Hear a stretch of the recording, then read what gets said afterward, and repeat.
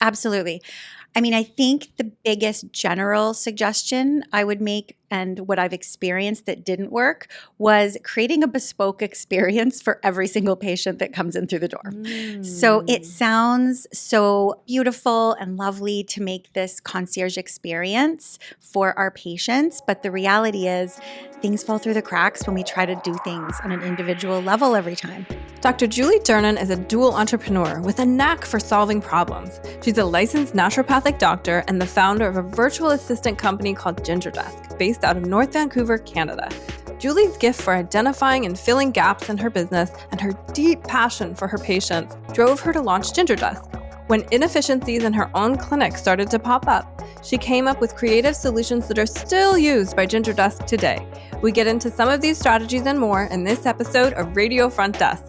Welcome to Radio Front Desk, a show that surfaces what real people and real clinics are doing to open, run, and grow successful health and wellness businesses. I'm your host, Denzil Ford, editor-in-chief of Front Desk Magazine by JNAP. Here, we have powerful conversations with health and wellness professionals on the business side of clinic life. We hear their stories and discover what works and how to do it. And we also talk about what doesn't work. If you want to check out more stories like this, head to frontdesk.jane.app. Julie, welcome to Radio Front Desk. How are you today? Hi, Denzil. Thank you for having me here. I'm doing so well, thanks. Yeah. So you have a lot of aspects to your professional life. You are a naturopathic physician, a clinic owner, and the founder of a company called GingerDesk. That's so right. Let's get into all of this today. But I wonder if you start with telling me a little bit about your background, your early experiences that you're comfortable sharing, about how you came to be an entrepreneur, a businesswoman, and just like who you are today, how you got here. So just a loaded question there. That's Right? great. Yeah. Well, I'll start with how I started in practice. So I started here actually just a block away at Lonsdale Naturopathic Clinic as an associate, and I worked for 3 years as an associate naturopathic doctor with a couple of amazing other doctors. And that was such a great experience. And I learned really quickly in my first 3 years there that I loved practice, but I wanted to do it my way. And I wanted to create systems and programs that I could control and really build out and evolve. And so I opened my clinic really early on, just 2.5 years into practice. And that was my first clinic in West Vancouver. I started it with a practice partner. It was such a fun experience. It was thrilling. It was terrifying. And I learned so much in that first 5 years. And that's really how it all started. Wow. So can you say a little bit about opening your first clinic? Because a lot of our listeners are actually doing that or thinking about doing it. So what was that experience like? How did you actually make the decision to do that? So I made the decision simply because of I wanted the autonomy and I wanted to be able to be so creative in my business. And I realize now looking back that it was the creative element that I was really craving as an associate. So going into it, I have to admit, I knew nothing about launching a clinic, and I have so much advice for those who are starting their clinic from scratch. I mean, really, we always say to practitioners that 50% of your job is going to be wearing a business hat and 50% is the treatment itself. And I think for clinic owners, it's even more. It's like 80% is the business. And there's so much we need to learn because we need to learn all the business systems behind the scenes. So making sure you're doing payroll and paying the government all of those taxes on time. Right. And that's something that often folks overlook is all of the behind the scenes payments that are required for a clinic owner. So things you have to pay out. Yeah. Yes. Right. Yes. Right. So a couple audits later, a couple mistakes under our belts, and we really figured it out.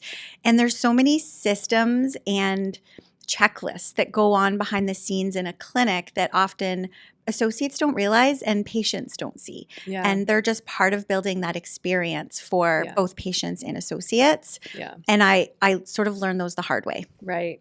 So one of the things we like to talk about here are the things that don't work. Is there any example that you would be comfortable sharing that didn't work? It was a mistake. And then also if there were, I don't know, like a few 3 tips that you would give that as the advice that you said you could give, and then see where we get there. Absolutely. I mean, I think the biggest general suggestion I would make, and what I've experienced that didn't work, was creating a bespoke experience for every single patient that comes in through the door.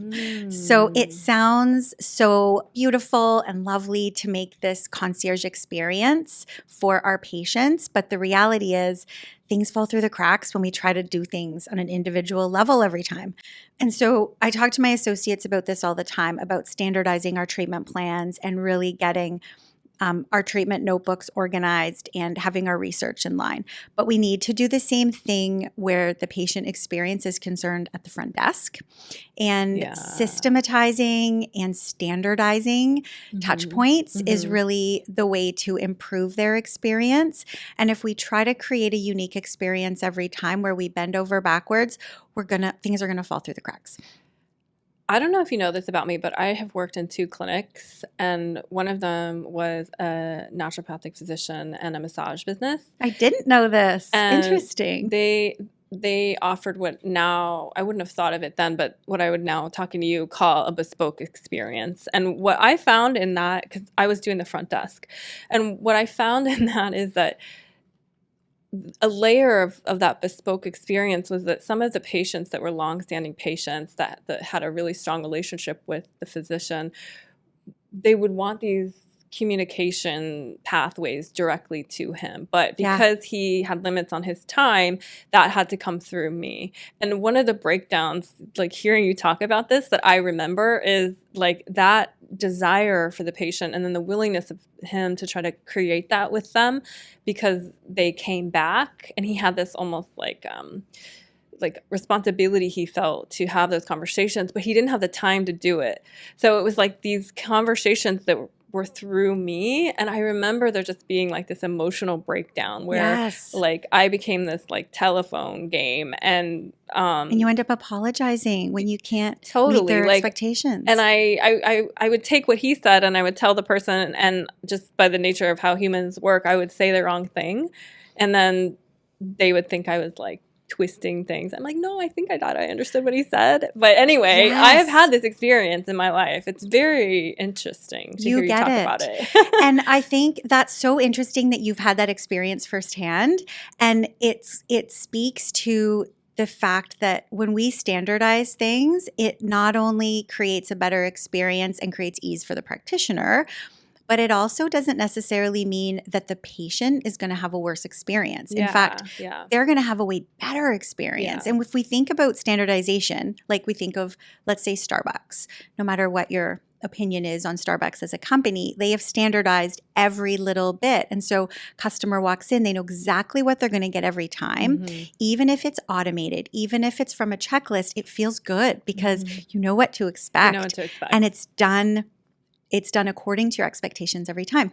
And so there's this opportunity, I think, for us as clinicians and front desk staff to make sure we standardize what we can. And in customer success or in patient success, we call it low touch versus high touch points. So low touch is something that's automated, like it might be a feature in Jane where it's a reminder that their intake form hasn't been completed yet, versus high touch is maybe we're picking up the phone and asking how their pain is after the visit. And it's just intentionally creating this system where both can exist, but we know that to delineate them, because we can't be bespoke and have that high touch on every communication or we'll all burn out. So just a little more time on your advice for clinic owners. What do you have some tips that you would give for people on how to open their first clinic? Yes, I would say my biggest piece of advice is to think about your patient's journey. Think about the experience they have from the moment they find you or your website online, from the time they book.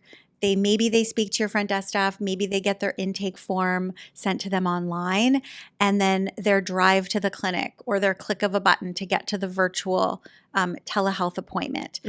And then the time of payment. and then the experience after rebooking their return consult. So think about the entire patient journey, and somewhere in there, you're going to find obstacles and gaps, because there's no way that as a new clinic owner, you'll have captured all of their problems. So one example is, for many years at my clinic, which is located in North Van, we're up on the 3rd floor above the library. And it can be tricky for patients to find us the first time. And so we used to tell them verbally before their consult, look, here are the instructions, take this elevator to the 3rd floor, walk down the hall, blah, blah, blah. Until one day we decided, we have so many issues where patients would call us lost on their way to the clinic. So we decided to make a video showing them the experience of actually driving down Lynn Valley Road, spotting the clinic building, driving into the parkade, finding the elevator, and it made this huge difference where they just had to visualize, they just had to watch the little video clip. Oh, I love that. And so it's so simple, but I love it's just this too, noting. because people are, when they're opening their first clinic, I've heard a lot of people, they often choose a space that's just the space that is there. You can't always pick a space that is like your perfect dream space. So you might have to have like this interesting pathway to get to the front door. That's right. Yeah. And for us, we wanted to find a location that was centrally located where community gathered anyway. Because if it is a drive out for folks, they're not going to come in to pick up their magnesium or to get a quick B12 shot if they have to go way out to the Boone Hills. But But what we also wanted was really good parking and free parking. So we chose that location for those reasons. It did require a little bit of, support to get there in the first time. Yeah. But after that, we won them over because we have gorgeous windows that open. Right. That makes everyone happy. I love it. Okay. 2 more tips? For new clinic owners, I think if you're looking to hire associates, that's another tip I have, is make sure you have something to offer them. So often I see new clinic owners think that people are just going to gather because they have a beautiful space, and that's not always the case. So I think as a new clinic owner, you need to be inspiring your associates with either mentorship or some marketing support. Marketing is a big one. And if you can drive traffic to the clinic, then you will have people just dying to get into your clinic as an associate. I love that. Yeah. And then another one, hit the pavement. So as a clinic owner, I would say, and I say this to new associates as well, don't just hide in your room and go on Instagram, but get out there and meet all of the neighbors, find other health practitioners in your area and other business owners who are at the same level as you are. Let them know you're opening your clinic, speak so highly about the people you work with all the time, and really get everybody excited that you're coming to the neighborhood, because it is a really exciting thing. And, when we opened our clinic, we had a big grand opening party. We invited the mayor to do a ribbon cutting ceremony, and mayors love that stuff. So invite the local politicians, invite the local community, I love that. And invite all the business owners to maybe put in a raffle prize, and really make it a fun event. So because you like systems, another thing you might not know about me is I also think in systems to the point where I almost can't not do it. But I wonder if we could just dive into that a little more. Why does this work? Because many people I've talked to have mentioned this, the idea of getting out there, meeting people, going to events, showing up, having your clinic brand present. How does that work? Like, what is actually the mechanism to make that physical presence turn into someone coming into the clinic? I mean, with that, I think it's just passion. I think people want to hear your story, and they love being excited about something new and fresh. And if we have to be our best marketers, and we have to believe in our story and our business like nobody's business. So I think that's what it is people follow passion, and they're excited to hear what you're building. Right. I think that's all it is. Yeah. I love that. Okay, let's switch gears to GingerDesk. So would you tell me what that is? We're going to need to build from the ground up, because I really want to take our listeners on a journey to understand how you got there, and then what it is, and like how it works and what the benefit is. So great. So GingerDesk is a tech-enabled platform that provides on-demand, pre-trained, professional virtual medical office assistants to allied health practitioners. Okay. And so you hire a team of people who are there to answer the phones, and then what do they do? So we have a real a whole team of real live humans doing the work. And our team is mostly women or women identifying folks who are enabled by technology. So we're really good at using tech such as Jane, and then other platforms as well. And we use lots of other tools to do our jobs really, really well. So we do everything your front desk can do, besides greeting the patients in person and cleaning the room between consults. Okay. Wow. Okay. And so from my knowledge too, there was a lot of like treatment questions that would come through the front desk. How do they handle that? Is it just like message taking? That's a great question. It depends what the question is.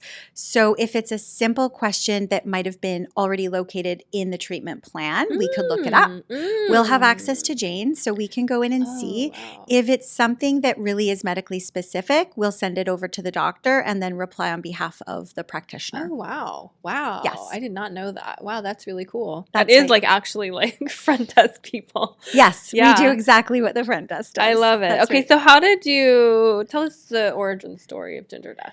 So we launched 4 years ago out of my own integrative health clinic. And I started GingerDesk with my amazing front desk manager, Jennifer. And I saw that there was a big gap that a lot of my colleagues were constantly telling me, like, how do you manage all of your labs and how do you handle your faxes and your release of records? And I would tell them, my staff does it. Doesn't yours? And I realized that there was so much that these practitioners were doing on their own. Oh, They were sending emails between consults. Some of them were sending out invoices after hours or returning phone calls. And I sat down during that time with a good friend of mine, a good colleague of mine for a tea. And I really asked her, like, what is happening in your clinic and why aren't you getting the support you need? And it sounded like she was doing about 50% of the own admin on her own.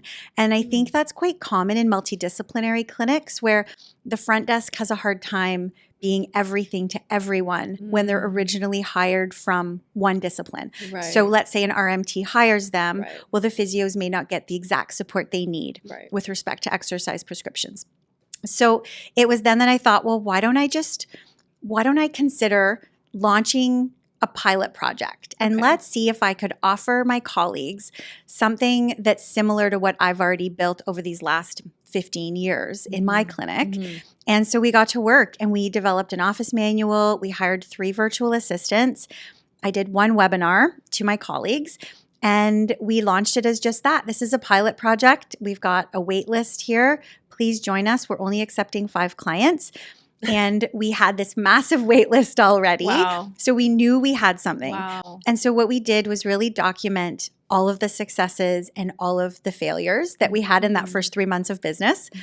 And within 3 months, we not only had 5 really happy clients, practitioners, but we also had a massive list all across Canada.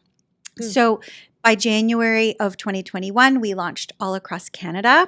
And then by May 2021, we were all across the US. Wow. So it was really clear to me very quickly that my colleagues needed the support, that they didn't have their systems in place. Yeah. They were struggling with staff retention issues, which is probably the biggest reason that clinic owners hire us, is that the staff turnover rate is just so high. And that constant pain of hiring, training, and then managing a staff member only to have them quit and have to do that cycle all over again is just so expensive. Yeah. So yeah, and then I left practice and the rest is history. Wow. Wow. Congratulations. I mean, that is quite a story. Thank you. So can you talk to me about the systems and like what I guess I want to know like what your original systems were when you were a clinic owner and then how you translated that into GingerDesk.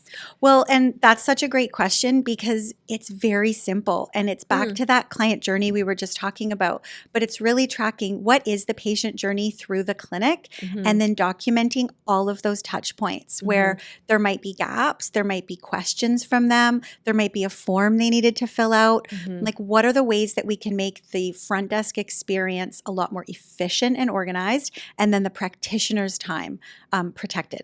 Right. And so going through that, there are standard workflows that work for 90% of clinics. Interesting. And so what we've done is we've implemented those workflows every step of the way, and then we can customize them or add that little bespoke concierge experience when needed. Right. Do a lot of the GingerDesk, your customers, I guess you call them customers, your Practitioners. practitioners, do they also have humans in the clinic at the front desk to greet, as you were saying, and do cleaning or whatever, but it's like takes the load off of them? Is that what is happening? That's a great question. So 50% of our practitioners are solo practitioners, where they might be renting just a simple space that doesn't have a front desk. They might be doing telemedicine, or maybe they're an associate in an integrative clinic where they're just not getting everything they need from the front desk. And then the other 50% of our practitioners are clinic owners, where they've got that pain point of having the staff hiring cycle that is relentless, and their front desk staff is overwhelmed. So there might be dedicated tasks that we do. So here in Canada, we might do some direct billing for clinics, for example, so that you can leverage the fact that the front desk staff is there in person. So they're there to greet folks, clean the rooms between consults, and we can handle the billing behind the scenes. Right. That's one example. And are you in Canada only right now? Both. We're both in Canada and the US. Oh, fun. Very cool. Yeah. How do you, I'm drilling in a little, maybe too far, I don't know, but I'm actually curious, how do you handle the insurance side of everything that goes on in a US clinic? In the US, so we're not billers and we don't claim to be. So we work really well liaising with billers. Right. And we'll do insurance pre-authorizations. Oh, okay. So that's a huge lift for clinic owners. Right. And Yeah, very cool. Okay. So talk to me about, my understanding is that you have an opinion on like the service that GingerDesk offers in terms of how it can impact stress in the clinic. Yes. And so would you talk about that for a little bit? Absolutely. And I'll say that what's been really cool about running this company is finding out the other impacts that we can have on practitioners and their patients. So when I set out to launch GingerDesk, it was to support that colleague that I had tea with. It was to find a way to support these practitioners who didn't have the systems, who didn't have the support, who had staff hiring issues. But what I've realized along the way from surveying our practitioners is that we're also having an impact on their patients. So we surveyed all of our practitioners recently and found that we can relieve stress in patients by 75% just by adding a VA to the clinic.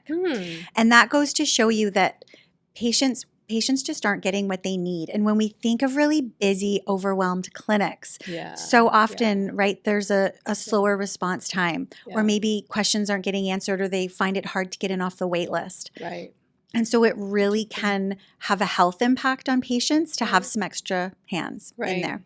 The other thing we found is that our response time in clinics has changed dramatically. So clinics come to us. I mean, often I'll meet a practitioner on a discovery call here at GingerDesk, and I'll get their autoresponder that says, I'll get back to you in the next 72 hours. And that always surprises me, like, oh dear, these patients are waiting 3 days sometimes for a response. In clinics, I know we try to get back to them within 24 hours. But when we've added a VA on average in clinics, we've seen that there's been an improvement in response time by 50%. Ooh, wow. So that plays into their stress levels for sure. Yeah. Is that we can make just such an impact by standardizing systems, getting an extra set of hands in there. Yeah. It's interesting because it seems like there's so many, you're hitting all the humans. You're hitting the owner, the practitioner, the front desk staff, the patients, and you're just creating this extra like layer of, I guess, process, I'm going to say, that adds to the overall wellness, which is so interesting because it sounds like, like virtual assistant, front desk. It seems so businessy. It but does. The impact is actually very much on the human side of it. It is. And it's interesting because I didn't know what we would accomplish. I didn't set out to intentionally to intentionally boost patient outcomes. And Right. I didn't expect that we would make the front desk happier either. Right. But it's so awesome to see that what started out as a project to support my colleagues has ended up supporting this whole community of people. Yeah. And I mean, I'll also say that it's been just such a pleasure to watch our own team of VAs grow and prosper, because they come to us as MOAs that were previously working in brick and mortar clinics, and they were exhausted by the commute, and they were feeling overwhelmed often in practice. So it's been really amazing to offer them a chance to really build their careers remotely while they also support their families and their household and their personal goals, all while climbing the career ladder. I love that. How do you train them? Because I'm just thinking about even just one multidisciplinary clinic. There's a lot of, you're saying that there's standardization that works. So how do you train them with that standardization, and then whatever pieces need to be trained to offer more bespoke experiences where required on a low volume maybe? That's a great question, and I could do a whole podcast on this aspect alone, but I won't. I'll try to keep this succinct. So we have a program at GingerDesk called Ginger University. Aww. So we've developed this over the last 4 years, and we've been refining it, and really it's become its own department and community on its own. So because we hire medical office assistants who have experience working in clinics already, what we realized that there was this huge gap where they didn't know the EMRs that we were using. They also often don't know how to support allied health practitioners or health and wellness practitioners. So they might be more medically slanted. So we put together a whole training on how to support allied health practitioners, and also how to use Jane, for example, how to do direct billing here in Canada, how to do the insurance pre-auth in the US, because this really is a different job for them where it doesn't exist out there. And so we've had to create our own training that really serves them. So they're learning the scope of practice, for example, on different disciplines. Yeah, so love that. They have me directly as with access. So they learn a lot about lab assessments and what labs we might prescribe as NDs. Okay. But then they also get to know PhysiTrack and how physios are prescribing exercises. There's so much that they need to know. So we've got a really robust 100-hour training program that is mandatory for every VA that comes in, even if they've worked for 3 to 5 years in an existing clinic. And then where is the content of that course? Is it in a learning management system? Is it Exactly. It is. It's all automated. We've got videos and PDFs for different learning abilities.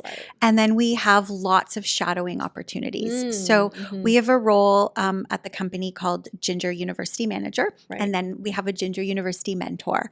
And so people are taken through the modules really carefully. We hold their hands. There's lots of time for questions, and then there's lots of live shadowing on calls with our senior VAs. I love that so much. Another nugget from my life, one of the first things I did at Jane was create Jane University. Did you? And it's sort of how the whole team that I'm on now, kind of emerged, was creating these courses for Jane, and it kind of went both for our customer support team and for our customers. We never got a learning management system, and that program is being revamped now by another team, and I think they're going to get a learning management system finally. But awesome. It's interesting to hear you talk about it, because that was one of my early things at Jane, coming from an academic background, and then I was like, hey, I can build courses if you want them. And so that's how I'm here today. That's my origin story a little bit. That is so cool. And I remember the days when it was Jane University, because it's Jane Guides now. Exactly. Yeah. So that's so interesting. Yeah. That's awesome. And our platform that we use, and I'll say the name of it, it's Thinkific, because we're so proud of Thinkific, and I love that it's a Vancouver-based company. Yeah. And so it's so cool that we're very friendly with Thinkific. They're a great company. Awesome. Yeah. That's great. Okay, so you were talking about automation a lot. So I wonder if we could dig into that a little bit more. I don't know, maybe even I'm asking you philosophically, what is the role of automation in all of this? And then a little bit of what it actually looks like. Well, that's That it's such a loaded question, isn't it? Because like we're in this world of tech that is very fast moving and AI is here and Yeah. it's clearly here to stay. And I'll say that we totally embrace all of it. And this is actually one of the tangents I'm going to go on here is that we just did an investment round at GingerDesk. We just raised. Congratulations. Thank you. We just closed a round with some investors. And in bringing on the investors, I was required to pitch GingerDesk and our traction to date and my vision for the company. And I was always very clear with the investors that we are a human-powered company. We are tech-enabled, and that is our power. That's our superpower. And I had a lot of investors come on board who would be like, okay, so how are we going to replace this aspect with AI? And where are we going to reduce the team with AI? And my answer was always, we're not. We're always going to empower them with the tools so that they can do their jobs better. Because, humans, we make mistakes and there are different aspects of our personalities maybe that we need to standardize for different clinics. We can do that with automations. We can use ChatGPT when possible, and we can improve accuracy rates, and we can standardize maybe some common forms that we're always creating. There's so much available to us, but we don't ever want to lose that human touch because it's so critical. And for us, it's the heart of our company. We are human powered first, and then we are tech enabled second. And I'm so proud of that. And that's why we can deliver compassionate care to patients and we can add those little concierge touches because we're humans. I love that. We have our own journey with AI, and a lot of the conversation early on was this is going to Jane doesn't talk about replacing humans at all, never, but it was definitely like, how can we become more efficient with AI? What I found, though, is in everything that we do, it actually just transfers the work. So you put less energy into sitting and thinking of raw ideas and less energy into maybe certain types of first drafts. But then once you have that automated version, the work just transfers over to now we got to edit it to make it what we really want it. So, That's it. You've still got to be creative in the end. And you've got to oversee the work.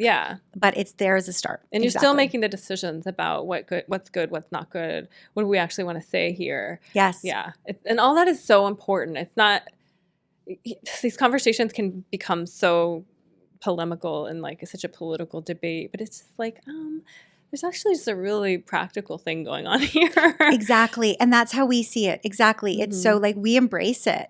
And like let's look for areas where we can better automate our jobs to make our jobs more enjoyable. And so we've also we're about to launch our new tech platform. Tell me about that. So it's called GingerDesk. I'm so excited about it. And we are launching it next month to the team.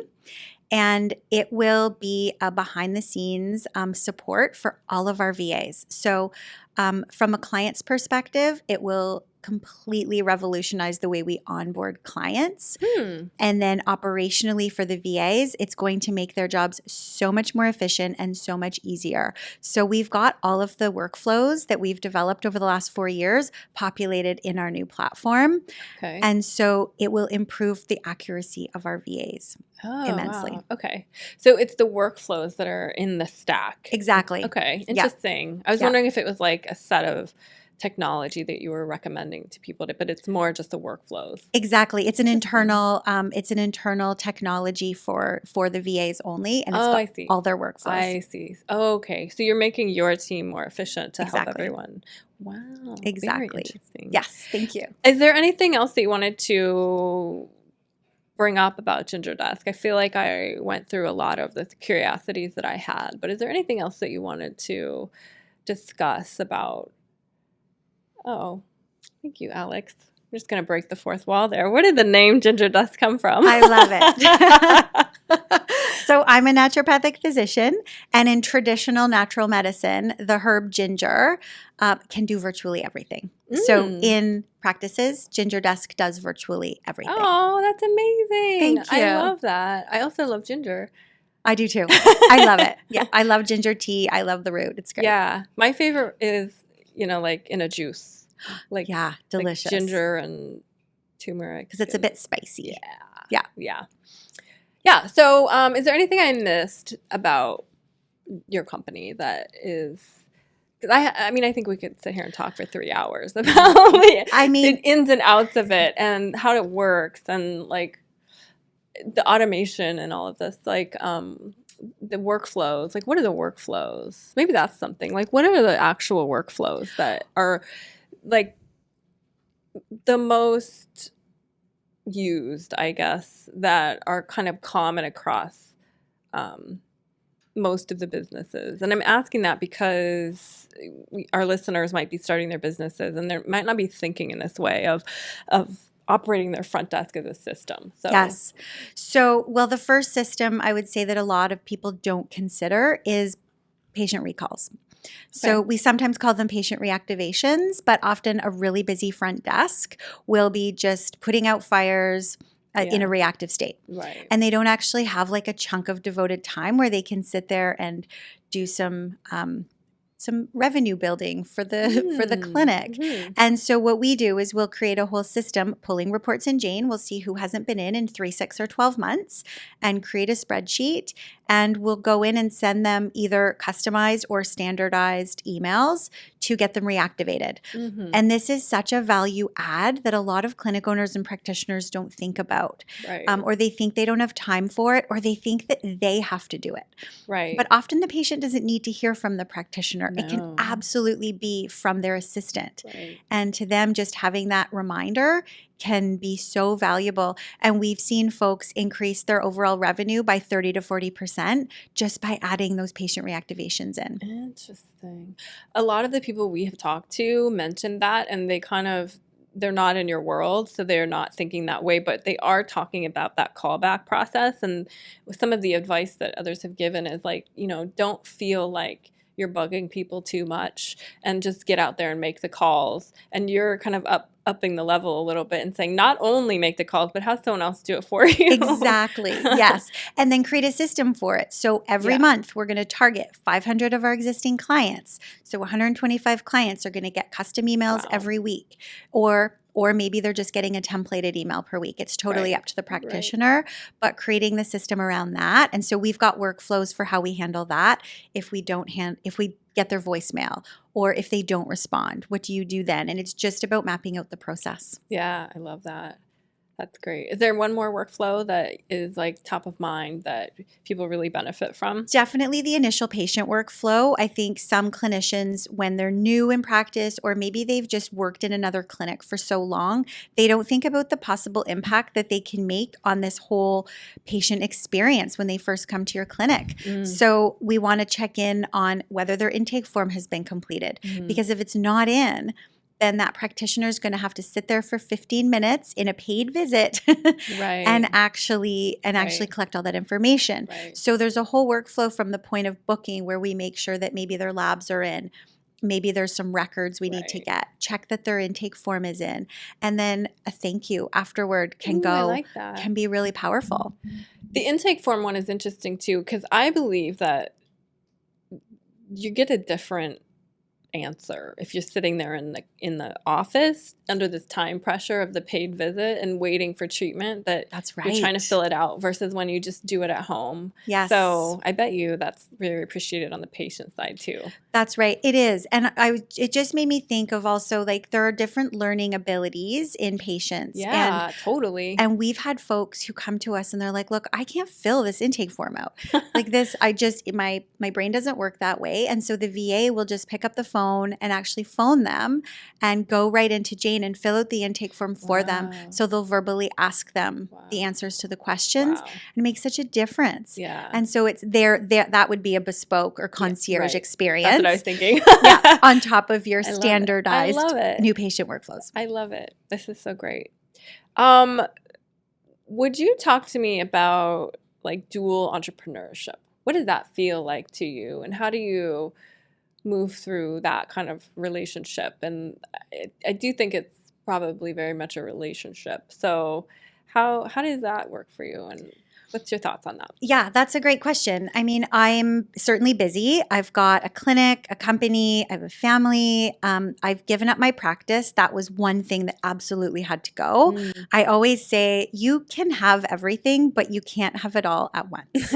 So I know this from experience. Yeah. So, but I find that the experience for me has just been so fluid because I am one person who has a clinic and I have this beautiful company, and everybody, I'm very transparent with everyone I work with. So if I'm in a clinic meeting and talking to my doctors about tricky cases, Ginger Desk will often know that I'm in that meeting. They can look at our shared calendar. And then I often talk about Ginger Desk to my clinic team. So it's really amazing. I have such an incredible team on both sides. And because Ginger Desk was born out of my clinic, for me, it's just been one big fluid experience. And it's been so special. Would you be interested in talking about how you pick that team? Because I know it's something that our listeners all are grappling with, but it's also something that I'm really picky about. So I wonder, and I feel like I have been lucky to create an amazing group of people who I couldn't do any of this without them. But how do you make that decision about who's a good person to bring in? Either company, like whether it's an associate or whether it's an employee at Ginger Desk. Yeah, I mean, I think for me, I have a few non-negotiables. I have a few things that I'm looking for in everyone, no matter what their role is across my team. So I'm wondering if you have things like that too. Yes, I sure do. And I'll say, I mean, we were looking for a value add in terms of culture. That's one big thing, is we're not just looking for somebody who just blends right in. We're looking for an add. So somebody who has a different perspective, a different upbringing, some new ideas that they can bring to the table. So that's one thing. But then what we do look for is values alignment. Yeah. So we're absolutely asking folks like, where have you excelled in your life before? Even if it was in high school, we want to hear about really amazing experiences and something that they're really proud of. And I find that we can't ever hire the wrong person when we ask that question, because when we hire these top excellers, as long as they're in values alignment with us, they've always really won, especially at Ginger Desk. We've seen that play out. But values alignment is so important. So I don't let them know what our core values are when I first meet them, but I'll ask them to give some examples of how their own values play out in their life. And we're looking for things like integrity and personality and efficiency with resources. Right, of course. Yeah, I love that. Do you have any special questions that you ask? Like one question that you always ask? Or I do. I mean, I have a few questions that I always ask, but I'll say tell me about one time in your life that you were really, really proud. And they always get a little bit stumped, and they want to think of something that was just like an accolade from their professional career. But what we're looking for is just any time where they can show that just as a human evolving, they were really proud of themselves. I love that. What would you answer to that question? I feel like I have a bucket full of things that you could say, but what would your answer to that question be? When was a time that I was really proud? Yeah. I think closing this last investment round for Ginger Desk was one of my biggest accomplishments. Yeah. I love that. To really see that our company has come to life in a way that I can speak about it publicly and be really proud of our traction, because you need to really lay it all on the table when you're talking to investors. Like you can't hide anything. Yeah. And I was so proud that we had nothing to hide. And I was like, ask me anything. Love this company is amazing. Love it. I also love that I'm really a fan. I'm learning of stories where things that are going really well, it kind of started from a place of I wasn't really intending for this to happen. Yes. I just love stories like that. Jane is kind of a story like that, where our founders were like, yeah, we just thought it would be a small thing in Vancouver. And so, I love their learned story. to appreciate that. And some of the clinic owners that we're interviewing for the podcast are like that too. They're just I don't know. I just kind of was doing something. And then went really well. I love that story. And we follow our passion, right? And I think clinic owners need to consider that is like when we follow our passion and we really understand our zone of genius, we can do these amazing things. Yeah. And we just need to get help. We need to, right? Bring the team in that can do all the things that you're not amazing at or that you don't like doing. Yeah. And then really when you're following your zone of genius and your passion, oh my gosh, there's no limit to what we can create. I love that. There's no limits. Yeah. So what's you've talked about your round of funding, you've talked about your new Ginger stack.